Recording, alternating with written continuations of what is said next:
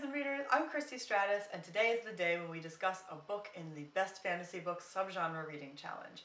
So today's book is juvenile fantasy. It's The Borrowers by Mary Norton.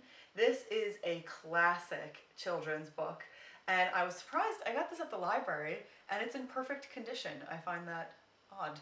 But there's nothing wrong with it, no bent pages, you know, the lamination is perfect. It's kind of crazy, but this is a super popular book. I think it's in a series of about 6 books that are all based on the same basic concept. And I really, really enjoyed reading this book. Of course, it's a nice break from all the very heavy fantasy books that we typically read in this reading challenge. And it's also much shorter, so that's always nice. It still took me a while to get through, not because I didn't like it, but because I'm a slow reader. That's part of the point of this challenge for me, is to improve my reading speed.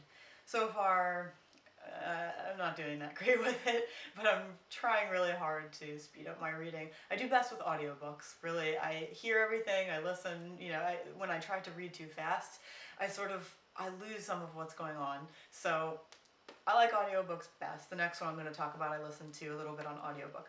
But this one is great also because it has illustrations. Who doesn't love illustrations in a book? In a lot of fantasy books we have maps. So this is a little different. It has regular illustrations throughout. They're just like pencil drawings or pen drawings, however it was done. And they're simple, but they're really cute, and they do a good job illustrating the scene.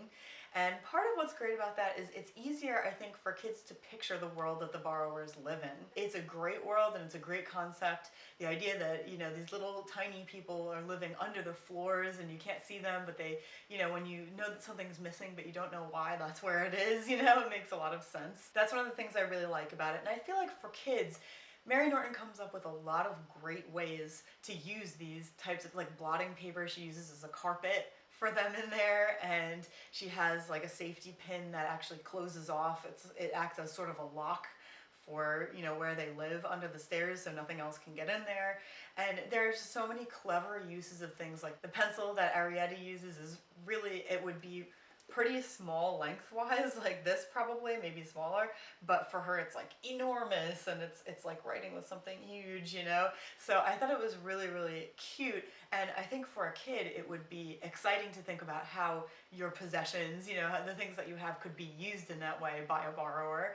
And for an adult, I think that we can appreciate how clever these things are and how much thought really had to go into coming up with that kind of stuff. The other thing I really like about this book is Arietta at some point, and this is not a spoiler, at some point she says, "I thought the whole world was made of borrowers."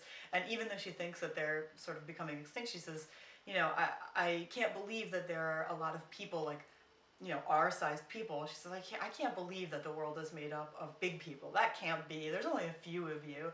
And I thought that that was a really cool perspective. It's sort of, you know, for a kid, introduces them to the idea that you're living in whatever world you're living in and the town you live in, and maybe there's a certain way that people are or a social norm, but there's a lot more outside of that. There's a whole world out there full of people who are completely different from you and maybe just the exact opposite of you. Their societies run exactly the opposite of the way we're run. It really introduces them to that idea, and I think that that's brilliant. Plus, it's just a great read. It's so much fun. So I really like this one. I would definitely read the rest of the series. I mean, I can't imagine. Some of them, let's see, they're called The Borrowers Afield. I think that's, you know, they must be outdoors. The Borrowers Afloat. The Borrowers Aloft. They must be so great. I can't even imagine. So when I have more time, I think that I would love to read the rest of these. So if you've ever read this book, let me know what you thought of it. If you read it as a kid, definitely let me know what you thought of it then versus now. I already know somebody who read it then and read it now, and, you know, she appreciated it so much as a kid and she has really fond memories of that.